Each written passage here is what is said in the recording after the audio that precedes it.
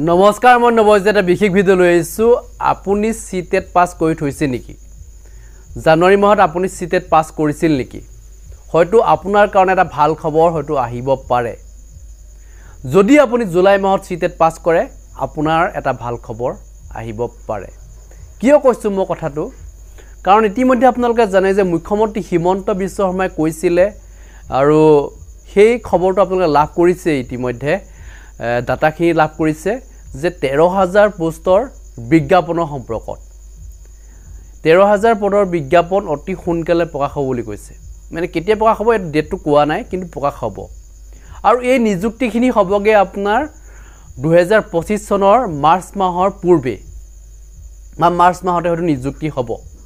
এই কথা হ'ল যে এলপিইউপিৰ যে মেৰিট লিষ্টটো প্ৰকাশ কৰা নাই কিয় প্ৰকাশ কৰা নাই এই যে 13000 যে পোষ্টৰ কথা কৈছে 13000 পোষ্টৰে এই এলপিইউপিৰে ধৰক যথেষ্ট পদ নাই ইয়াত মানে কি হৈছে এই 5000 পদটো 5550টা পদৰ লগত অলপ পদ ইনক্ৰিজ হ'ল মানে ধৰক 3000 পদ ইনক্ৰিজ হৈছে এলপিইউপিৰ টোটাল 8000 মান পদ মানে এলপিইউপিৰ হ'ব আৰু বাকিখিনি হাই স্কুল আৰু হাই সেকেন্ডাৰী 5000 মান পদ মানে টোটাল হ'ল 13000 মানে এই 13000 লগত এই 5550টা পদ সোমাই আছে সেই কথাটো হয়তো বহুতে ধৰিব পৰা নাই ভাবিছে যে বহুতেই যে এই 5550টা পদ বেলেগ আৰু এই 13000 পদটো বেলেগ মানে তাত এলপিইউপি যথেষ্ট তাতো পদ সোমাই আছে আৰু হাই স্কুল হাই সেকেন্ডাৰী সোমাই আছে ভাবিছে বহুতে তেনেকুৱা নহয় আসলে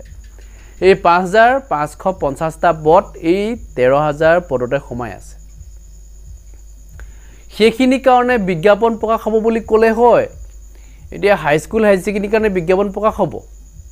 কিন্তু এলপিইউপি কাৰণে যিখিনি পদ বাকি থাকিলে সেইখিনি হয়তো পুনৰ হয়তো তেখেতলোকে বিজ্ঞাপন প্ৰকাশ কৰিব একেলগে প্ৰকাশ কৰিব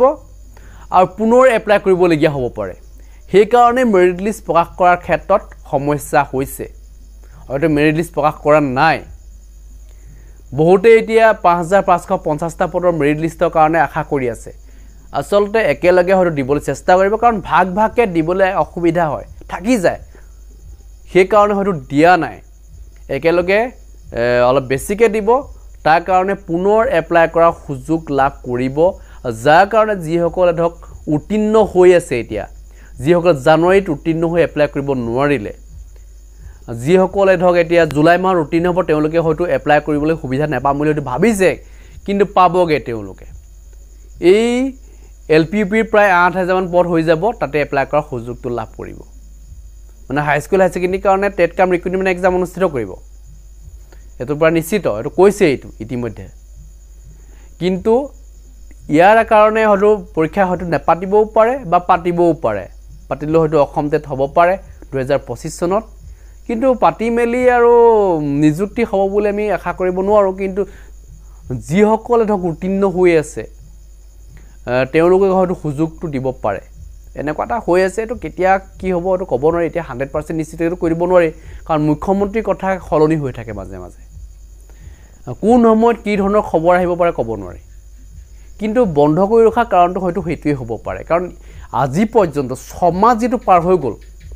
যেটো 2023 চনৰ ডিসেম্বৰ 26 তাৰিখে প্ৰকাশ কৰা এটা এডভাৰটাইজমেন্ট আৰু আজি পৰ্যন্ত যেটো মেৰিট লিষ্ট প্ৰকাশ নহলে মেৰিট লিষ্ট প্ৰকাশ নোহোৱাৰ কাৰণটো হেতুৱে বন্ধ কৰি ৰাখিছে এটা কাৰণ একেলগে নিযুক্তি দিব এডিআৰই লগত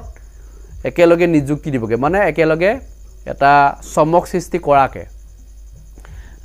একেলগে ধৰক 50000 পদৰ নিযুক্তি হোৱাকে মানে দিবলৈ চেষ্টা কৰিব সেই কাৰণে যত যিমান পদ খালি হৈ আছে সেইখিনি পদৰ এডভাৰটাইজমেন্ট প্ৰকাশ হ'ব আৰু তাৰ কাৰণে এপ্লাই কৰাৰ কাৰণে ইতিমধ্যে পৰ্টেল মুকলি কৰি দিব গতিকে এই খবৰটো মই আপোনালোকক জনাইছো মোৰ ফালৰ পৰা এতিয়া বহু প্ৰাৰ্থী ইতিমধ্যে এই কথাখিনিৰ ওপৰত খুদি আছিল কাৰণে মই জনাইছো গতিকে আপোনালোকে মেৰিট লিষ্টৰ কাৰণে বৰ আশা কৰি থাকিব নালাগে আপোনালোকে এডিআৰই যি ইতিমধ্যে